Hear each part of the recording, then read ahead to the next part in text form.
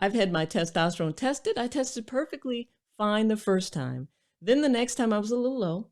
My doctor isn't wanting to put me on testosterone. I feel myself slipping, not as strong, and not as turned on as much as I have been. Is there really that much of a chance of something going bad if I'm on it? This is a great question. Now, I've gone over so many times the natural ways to boost testosterone production. One of the quickest ways you can get more testosterone is if you're not sleeping and you're not on a proper sleep cycle, is to fix that, right? Because your testicles make the majority of the testosterone at night during its regenerative and reparative sleep process, right?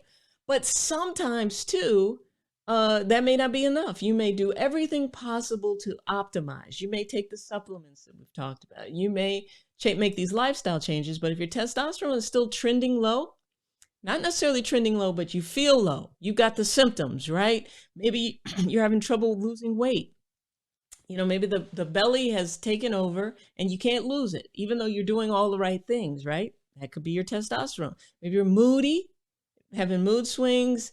Your wife or your partner is like, dang, are you on your period, right? So that's another thing. Hot flashes, just getting hot all of a sudden and sweating.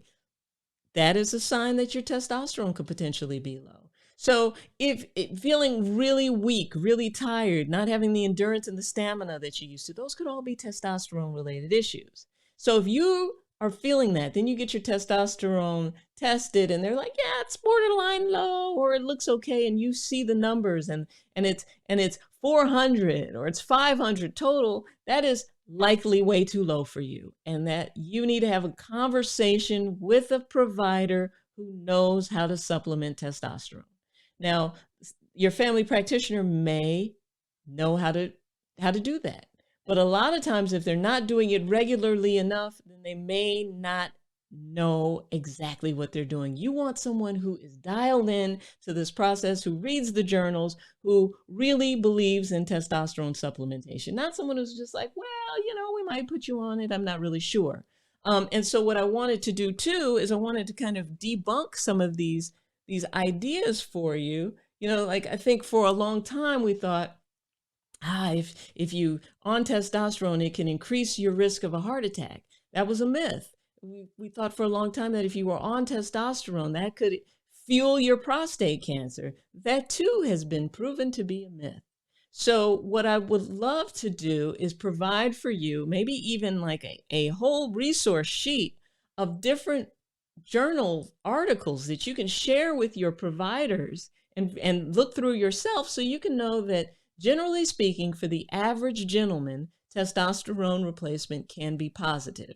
Now, I say for the average gentleman because everybody's different. For every 10 people that you talk to that say testosterone saved me, I was depressed, I was feeling low, blah, blah, blah, you'll find one or two who say that maybe they ended up with a blood clot, or maybe it didn't work for them, or what have you.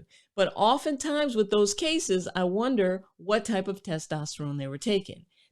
Now, the difference between, like getting the depot testosterone or the methyl testosterone that you get like at Walgreens versus getting the compounded version at the compound pharmacy is just a small little detail. Now, we use the word natural and lab-made and man-made a lot, but both of them are going to be made in a lab, whether this is the bioidentical kind or whether this is the kind that you would get mass-produced at Walgreens. I think the main difference being, so if you look at this is testosterone, C19, H28, and O2.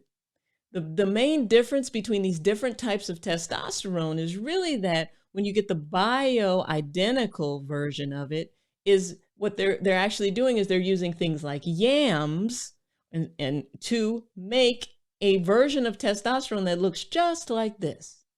And what you're doing when you get the kind that's at like CVS or Walgreens, then what you're getting more so of is a version that's made in the lab too, but they are altering it a little so that when it comes into your body has to change it to this active form, if that makes any sense, right? And the reason that they do that is because they got to make money off of it, right? So they got to make it a little different, a little changing, and so on and so forth. But the bioidentical version just comes into the body ready for your body to use. And that's the big difference when it comes to that. Now, I think deciding whether or not testosterone is something that you need and what is right for you has to be a personal choice. You have to say, am I willing to try this? Because what I find is testosterone replacement is the most exciting for you when you first start it because you feel amazing.